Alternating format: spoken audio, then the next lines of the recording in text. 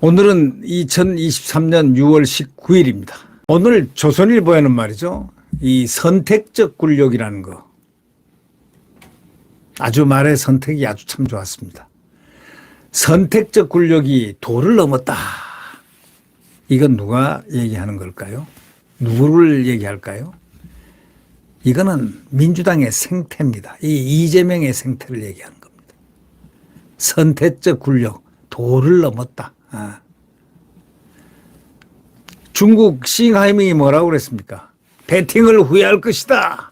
미국에 대해서 배팅한 거 후회할 것이다. 이렇게 해서 우리나라 내정 간섭을 했지 않습니까? 그런데 그러니까 그리고 난 다음에 그냥 이 좌파들은 오염수 문제 가지고 일본을 때리 공격을 하고 있습니다. 예. 일본을 막 그냥 오염수 하면서 공격하고 있는데 이게 오염수가 아니고 처리수거든요. 처리가 된 물입니다. 그 후쿠시마에서 나올 때 물 자체가 400배가 희석이 돼 있고 모든 조치를 해가지고 이건 정말 아무 과학적으로 거기서 방사능이 검출 안 된다는 거 아닙니까? 똑같다는 거 아닙니까? 바닷물에. 우리나라에는 전혀 영향이 없죠. 솔직히 얘기해서 전혀 영향이 없죠. 저는 소금 사재기 하는 것을 이게 국민들이 잘못해서 의식이 잘못돼서가 아니고 이 민주당 이 이재명의 왜곡 선동 선전술이 잠재적으로 먹혀 들어가기 때문에 그렇게 한 게 아닌가 생각합니다. 그만큼 왜곡 선전 선동술이 탁월하다는 것. 그거 외에는 탁월한 바가 이재명은 없습니다. 이재명이 살아있는 생체의 무기는 왜곡 선동 선전술 아니겠느냐 이런 느낌을 받습니다. 나가서 보십시오. 어저께는 무슨 왜곡을 했습니까? 그 사람은요 참 제가 볼 때 머리는 좋은데 그 좋은 머리를 차라리 다른 곳으로 썼으면 어땠을까라는 생각이 드는 사람입니다. 뭐냐? 어저께는 오염수도 부족해서 이제 뭐라고 했냐면 핵폐수라고 그랬습니다. 핵폐수라고 명명했습니다. 핵폐수가 후쿠시마에서 나온 지금 핵폐수가 있다는 겁니다. 갑자기 핵폐수가 됐습니다. 핵. 예. 그것이 이재명의 아이디어에서 나온 것인지 측근에서 나온 아이디어인지는 모르지만 정말 해도 해도 너무합니다. 그죠? 일본 대사가 만약에 배팅을 미국에 배팅했으면 후회할 것이다라고 말했다면은 이재명이라든가 이 좌파들은 거의 막 그냥 죽고 살기로 그냥 노재팬 하면서 항의를 갖다가 격렬하게 했을 겁니다.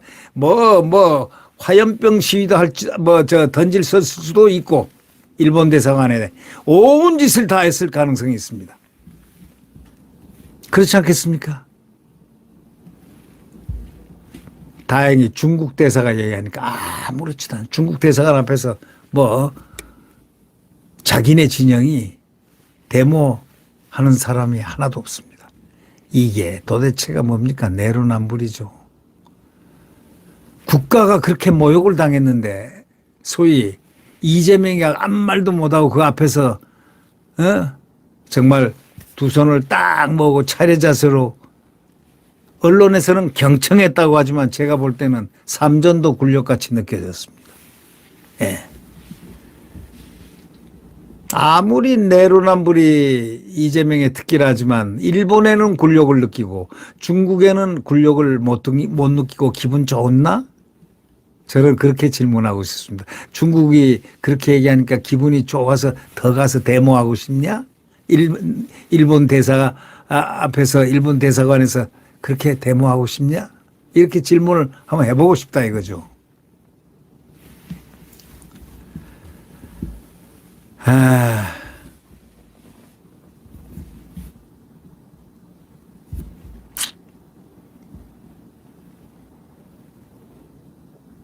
주한 일본 대사가 만약에 한국 고인사를 저들 대사관에 이렇게 탁 불러서 앉혀놓고 공개적으로 딱 A4 용지 10개를 들고 15분 동안 중국 대사 싱하이밍처럼 만약에 얘기를 했다면 어떤 일이 벌어졌겠습니까? 상상하기가 어렵지 않죠. 여야와 정파를 떠나서 강력히 항의하고 노재팬 운동, 반일 운동, 막 감정이 격해져서 일부는 일본 대사관에 가서 불을 지르는 사람도 혹시 압니까?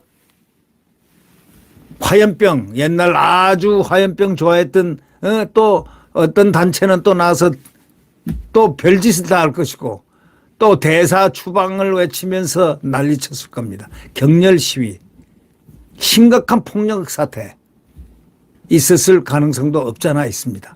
국교 단절은 물론 국교 단절 대형 사건으로 안 그러면 여당은 할 수 없이 그렇게 끌려가는 그런 상황이 됐을지도 모르죠.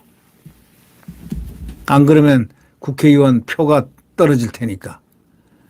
그런데 지금 일본 대사는 저런 얘기를 절대 할 수가 없죠.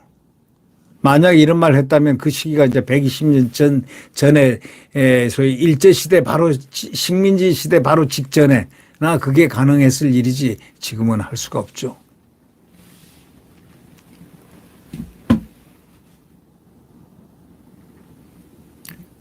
그때 또 히로부미 시대나 그게 가능했을 거라는 얘기죠. 근데 지금 중국은 뭡니까? 그때 청일전쟁 하에 삼전도 굴력을 본 인조 시대도 있고 한데 그때나 지금이나 이 대사가 똑같지 않습니까? 비슷하지 않습니까? 말 한마디 이재명은 항의를 못했잖아요. 그걸 보면서 저런 사람이 대통령이 됐으면 어떡할 뻔했냐. 자, 천만다행이다. 윤석열 대통령 된 건 하늘이 점지해 준 거다. 이런 말이 나오는 겁니다. 저는 그렇게 생각하고 있습니다. 네. 이재명 같은 사람이 만약에 대통령이 됐으면 이 나라는 어떻게 됐을까? 이건 불을 보듯이 뻔한 겁니다. 그런데 중국이 저래 놓으니까 중국에 대해서 항의 한마디 못하고 있습니다. 지금까지 오히려 중국의 말이죠. 국회의원들이 그러고 난 다음에 하이밍이 그렇게 우리 대한민국 정부를 모욕을 주고 이 자존심을 상하게 했는데도 민주당 국회의원들이 12명이나 갔습니다. 처음에 5명. 거기는 뭐 당 대표했던 사람이니 뭐니 다 있습니다. 저 사람들은 뭐 하는 사람들입니까? 그러니까 결국 민주당이 뭐냐? 민주당의 정체가 뭐냐? 이렇게 나오는 겁니다. 장관했던 사람도 가고 또 티베트까지 갔습니다. 티베트 한참 그 독립운동 비슷한 그 티베트가 지금 얼마나 압박을 받고 있습니까? 거기 가서 희석을 시키러 갔습니까? 지금 묘한 시기에 묘한 데 가서 묘한 일을 하고 역할을 하고 있는 이 민주당 이 의원들 이렇게 바라보면서 저런 사람들이 대한민국 정치를 하고 있어? 솔직히 해서 그런 생각이 듭니다. 중국 대사가 한 말에서 단지 중국을 일본어로만 딱 바꿔놓으면은 일본 대사가 했다. 이렇게 얘기해 놓으면은 뭐가 됩니까? 일본을 아주 지금 얕잡아 보고 있는데 이 중국이 사실은 일본을 얕잡아 보는 게 아닙니다. 일본이 무섭습니다. 그러니까 미리 한국을 이렇게 가운데 놓고서 일본하고 둘이 사이가 아주 나빠지기를 지금 바라고 있는 겁니다. 예. 다시 말하자면 싱하이밍은 시진핑 주석님이고 일본 대사는 덴노 헤이카 소위 천황폐하입니다.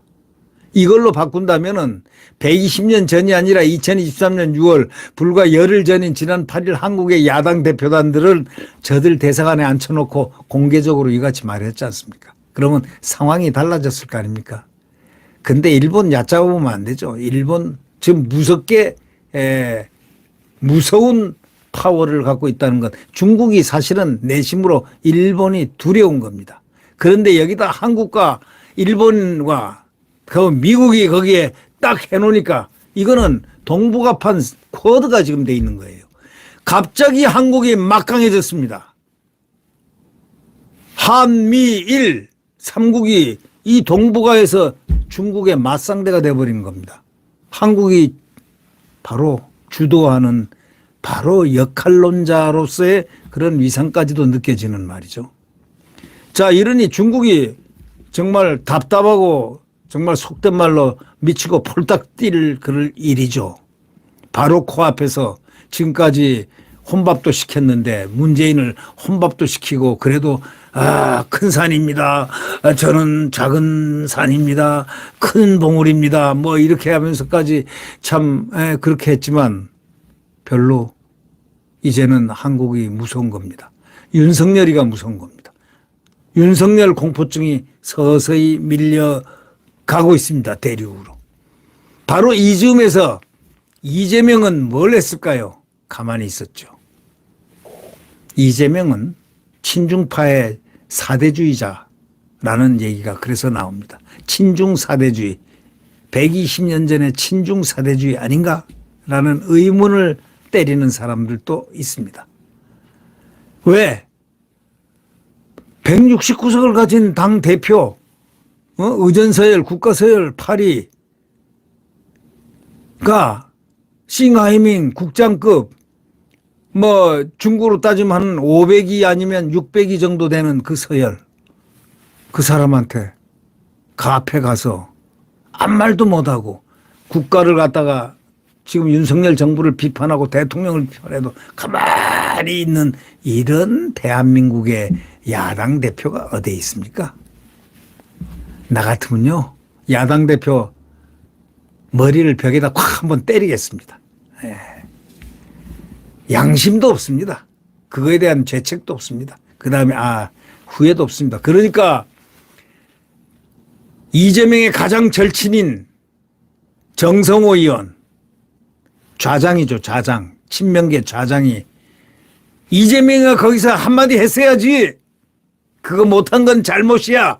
라고 딱 얘기하고 이제 거기서 분노의 표시를 방송에 나가서 했습니다.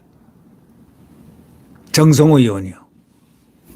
그 정도 같으면 그래도 말할 수가 없는 바로 이재명. 이재명은 대한민국 정치인 누구라고 할까요? 자칫 잘못하면 조선시대에 누구가 거명될 수도 있는 그런 상황이 될 것 같습니다. 네. 우리는 이걸 보면서 선택적 분노, 소위 일본 정부의 태도가 마땅하지는 않지만 국익을 지켜내기 위해서 공동으로 협조할 방향을 찾는 게 더 중요한 일이 아니겠나라고 한 적이 있는지 들어보지도 못했다. 이 대표가 그렇게 얘기했습니다. 이 대표가 여기 기자의 얘기에 의하면은 이재명 대표는 사건 직후에 중국 정부 태도가 마땅하지는 않지만 국익을 지켜내기 위해서 공동으로 협조할 방향을 찾는 게 더 중요한 일이 아니겠냐. 맞긴 맞죠. 말이 틀린 말은 없습니다. 저들이 좀 저급하게 나와도 우리가 좀 품격을 지키면 된다. 그러나 이재명이가 일본 정부의 태도가 마땅하지는 않지만 국익을 지켜내기 위해 공동으로 협조할 방향을 찾는 게 더 중요한 일이 아니겠나라고 한 적이 있는지 들어보질 못했다 이겁니다. 일본 정부 태도가 마땅치 않지만 국익을 지켜내기 위해서 서로 일본하고 공동으로 협조할 방향을 찾는 게 더 중요한 거 아니냐 이런 말도 할 줄 알아야 되지 않느냐 이런 얘기예요. 중국에는 중국을 한없이 이해하고 지금 오염수도 아닌 오염수를 국가 안보를 위해서 지금 안보와 교역과 기타 모든 국가 정세, 세계 정세를 위해서 대한민국과 일본과 미국이 딱 합쳐져야만 되는 바로 필연적인 그 내용을 알면서도 저 사람은 이재명은 모른 척 딱 하고요.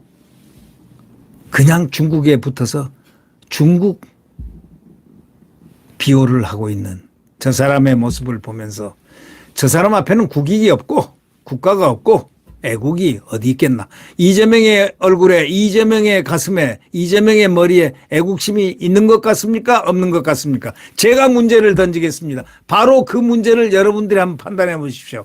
이재명은 대한민국에 대한 애국심이 있습니까? 머릿속에 애국심이란 걸 압니까? 가슴에 애국심을 가지고 있습니까? 대한민국 정부에 적개심만 꽉 차 있는 거 아닙니까? 네. 네. 구독 버튼과 엄지를 눌러주시면 감사하겠습니다.